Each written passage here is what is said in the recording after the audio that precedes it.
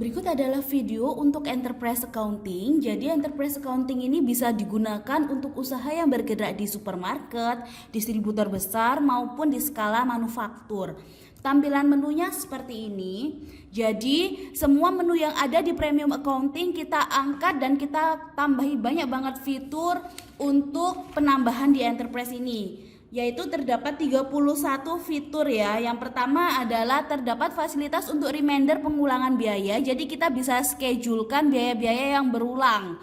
Kemudian yang kedua adalah di menu item. Di sini terdapat fasilitas untuk panjang, lebar, tinggi sehingga kita bisa atur untuk kubikasinya.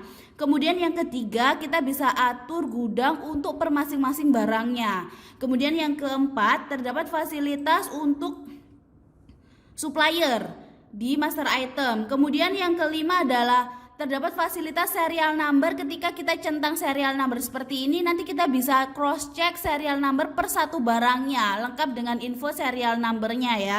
Kemudian yang kelima adalah fasilitas untuk multi mata uang apabila kita bisa atur misalnya USD atau IDR atau mata uang lainnya. Kemudian yang ketujuh, kita ada fasilitas untuk item minus. Ini bisa digolongkan item-item pengecualian yang dia diperbolehkan minus. Misalnya kalau misalnya di skala supermarket ya, kita mau masukkan kantong plastik dan segala macam, kita bisa masukkan di sini. Kemudian yang ke-8 adalah fasilitas diskon. Ini bisa diatur diskon per hari, per jam, per minimumnya. Dan kita bisa atur diskonnya ini buy one get one atau dia ada minimum atau maksimum pembelian kayak gitu. Kemudian yang ke-9 adalah kita bisa setting untuk jatuh tempo limit atau piutangnya ya. Jadi kita bisa atur jatuh tempo limit piutang per customer. Kemudian yang ke-10 adalah kita bisa setting daftar harga penjualan kita otomatis up dari harga beli kita yang terakhir. Kita bisa atur persentasenya mulai dari tingkat kategori harga pertama sampai ke 10. Kemudian yang ke-7 adalah kita ada fasilitas untuk akses user group.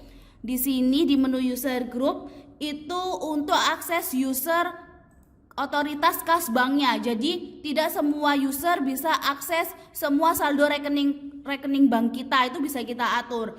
Kemudian yang ke-12 adalah akses data gudang per user. Jadi kita bisa atur misalnya dia hanya boleh akses di gudang 2 saja. Kemudian yang ke-13 adalah akses laporan per user. Jadi kita bisa atur laporan-laporan mana saja yang dia boleh akses. Jadi misalnya dalam satu menu ada banyak laporan, kalau misalnya dia hanya akses 2, jadi yang tampil hanya 2 saja. Kemudian tambahan yang ke-6 adalah di sini ada spesial untuk stok opnam per masing-masing rak ya. Jadi dia bisa atur opnam bersamaan, dia bisa menggunakan fasilitas scan barcode. Jadi dia tinggal scan aja. Nanti stok opnam sementaranya ini bisa digabungkan untuk barang-barang yang dia sama atau kembar, dia akan mengakumulasi. Jadi lebih cepat proses stok opnamnya ya. Kemudian yang ke-15 adalah di sini kita memiliki modul produksi yang lengkap. Jadi salah satunya adalah kita bisa atur mulai SPK pekerjaan. Kemudian yang ke-16 kita bisa atur pengambilan bahan dari pusat ke proses produksi. Jadi permintaan barang bisa pakai menu ini nanti dari orang pusat. Kemudian yang ke-17 ada proses kerja borongan. Kita bisa atur kerja borongannya kita per SPK produksi. Dan sampai ke pencatatan hasil produksi, ini adalah tambahan menu fitur yang ke-18. Kemudian menu fitur yang ke-19 adalah bisa akses untuk pengambilan bahan tidak utuh atau pengembalian bahan utuh. Kemudian yang ke-20 ada proses untuk order pengerjaan per SPK produksi. Jadi ini bisa diatur untuk order pengerjaan ke subkon ya. Dan di sini pasti kita akan lengkapi dengan laporan produksinya.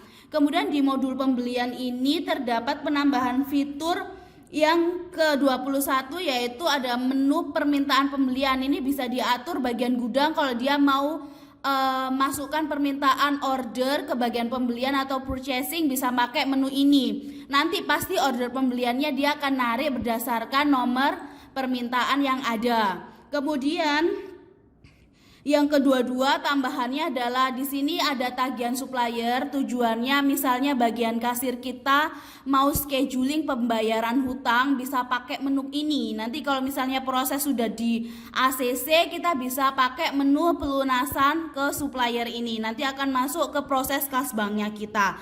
Kemudian di menu penjualan ini kita ada modul untuk penjualan distributor dan penjualan retailnya ya.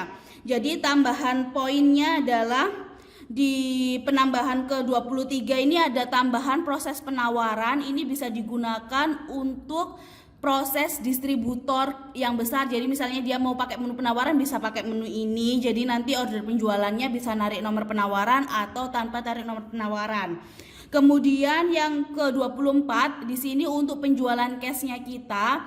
Ini bisa diatur penjualan cash. Dalam satu penjualan cash kita bisa lihat barang bisa keluar dari multi gudang. Kemudian posisinya kita bisa atur untuk ubikasinya di sini dan kita tambahi ongkos kirimnya ya. Kemudian di sini ini bisa digunakan untuk misalnya depo bangunan. Jadi dalam satu usaha dia banyak gudang, misalnya gudang pasir, gudang kayu, dia bisa pisahkan jadi dia tinggal ambil aja nanti. Nah, di sini ada hubungannya dengan penambahan yang ke-25 itu ada proses pengiriman. Jadi bagian penjualan cash dia bisa jual dulu, proses pengirimannya setelahnya. Nanti dia bisa ambil proses pengirimannya per gudangnya tadi, gudang pasir, kemudian gudang semen. Jadi dia bisa pakai di proses pengiriman ini. Kemudian penambahan fitur yang ke-26 adalah fasilitas untuk redeem point. Ini bisa digunakan untuk proses penjualan yang dia menggunakan member point, dia bisa atur untuk redeem point di menu ini. Kemudian yang ke-27 ada menu untuk tagihan ke customer. Ini bisa digunakan untuk cetak tagihan bagian sales yang mau keliling. Jadi dia bisa print ini dan kita scheduling kita mau tagih yang mana-mana dulu. Nanti kalau dia sudah proses, sales kembali, dia bisa masuk ke menu pelunasan untuk cross check dengan kasir. Pembayarannya dia dari mana, tunai, transfer, giro dan segala macamnya. Kemudian di sini ada penambahan yang ke-28 adalah di menu kasbank. Di sini ada setting untuk pengulangan biaya yang dia keluar di reminder tadi. Jadi kita bisa setting dia pengulangannya bulanan, tahunan, seperti itu. Kemudian yang ke-29 di sini ada titipan ke customer atau titipan ke supplier. Jadi tujuannya kalau misalnya nih ada uang masuk dari customer tapi kita belum tahu ini pembayaran untuk nota yang mana, kita bisa cross check kan nanti di belakang. Yang penting dia saldo kasnya bener dulu, itu bisa masuk di menu ini. Kemudian tambahan yang ke-30 adalah menu rekonsiliasi bank. Jadi dari menu ini kita bisa cross check saldo kas bank kita yang ada di program dengan rekening koran dengan lebih cepat. Jadi kita nggak perlu cek satu persatu. Kemudian yang ke-31 yang pasti di semua menu yang ada transaksi di sini kita bisa cross check audit trailnya. Jadi audit trail ini kita bisa tahu siapa yang edit terakhir, apa yang dia edit dan segala macamnya. Itu kita bisa cross check di info. Jadi dia tinggal tekan info seperti ini.